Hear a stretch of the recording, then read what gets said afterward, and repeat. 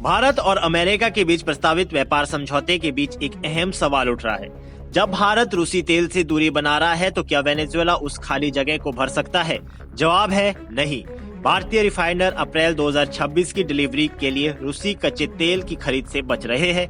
माना जा रहा है कि ये रुख लंबे समय तक बना रह सकता है, जिससे भारत को अमेरिका के साथ टैरिफ और ट्रेड डील आगे बढ़ाने में मदद मिलेगी। हालांकि अमेरिका भारत व्यापार फ्रेमवर्क में रूसी तेल का जिक्र नहीं था, लेकिन राष्ट्रपति डोनाल्ड ट्रंप ने ये कहते हुए भारतीय सामानों पर टैरिफ लगाया था कि भारत रूस से कच्चे तेल का आयात कर रहा है। इस व्यापारिक समझौते में भारत के कच्चे तेल आयात को रोकने पर भी सहमति जताई गई है। रूस से घटती निर्भरता। 2022 में यूक्रेन युद्ध के बाद भारत रियायती रूसी तेल का सबसे बड़ा खरीदार बन गया था। 2025 में कई महीनों तक रूस से भारत का आयात 2 मिलियन बैरल प्रतिदिन तक पहुंच गया था, जो कुल आयात का 35 से 40% था। लेकिन 2026 की शुरुआत में यह घटकर 1.1 से 1.2 मिलियन बैरल प्रतिदिन रह गया। फरवरी मार्च 2026 में इसकी 1 मिलियन बैरल प्रतिदिन से नीचे जाने और दूसरी तिमाही में 0.8 से 1 मिलियन बैरल प्रतिदिन तक गिरने की उम्मीद है। रिलायंस, HPCL और MRPL जैसी रिफाइनरियां रूसी तेल की खरीद पहले से ही बंद या काफी कम कर चुकी है। नायरा एनर्जी अब भी रूसी तेल पर निर्भर है, लेकिन अप्रैल में मेंटेनेंस के कारण वह भी अस्थायी रूप से आयात नहीं करेगी। वहीं रूसी तेल से हटने के बीच वेनेजुएला का नाम एक विकल्प के तौर पर सामने आया है, लेकिन हकीकत यह है कि भारत की सभी रिफाइनरियां वेनेजुएला के तेल के लिए तैयार नहीं है।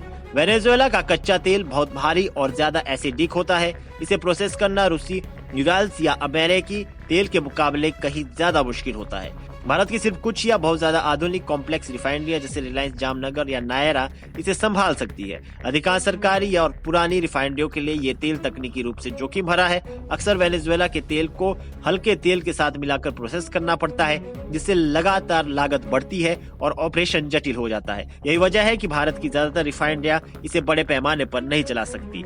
सप्लाई भी सीमित है। 2026 में वेनेजुएला का कुल उत्पादन और निर्यात 1 मिलियन बैरल प्रतिदिन से भी कम है। इसका बड़ा हिस्सा पहले ही अमेरिकी रिफाइनरियों को जा रहा है। यानी वेनेजुएला के पास इतना तेल नहीं है कि वे रूस की तरह भारत को 1 मिलियन बैरल प्रतिदिन या उससे ज्यादा की सप्लाई दे सके।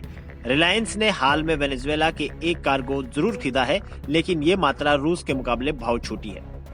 बहरहाल भारत की रिफाइनरियां वेनेजुएला के तेल के लिए पूरी तरह तैयार नहीं है और वेनेजुएला भारत की रूसी तेल जैसी बड़ी मांग को पूरा नहीं कर सकता। वेनेजुएला एक सीमित और अस्थायी विकल्प हो सकता है, लेकिन रूस का असली रिप्लेसमेंट नहीं। इसलिए भारत अपनी ऊर्जा जरूरतें पूरी करने के लिए अमेरिका, मिडिल ईस्ट और अन्य देशों से तेल आयात बढ़ाने पर ज्यादा भरोसा दिखा रहा है।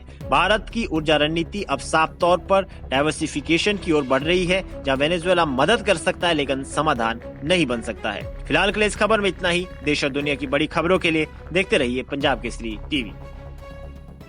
हमसे जुड़े रहने के लिए हमारे YouTube चैनल को सब्सक्राइब करें और नई वीडियो की नोटिफिकेशन के लिए बेल आइकॉन को दबाएं।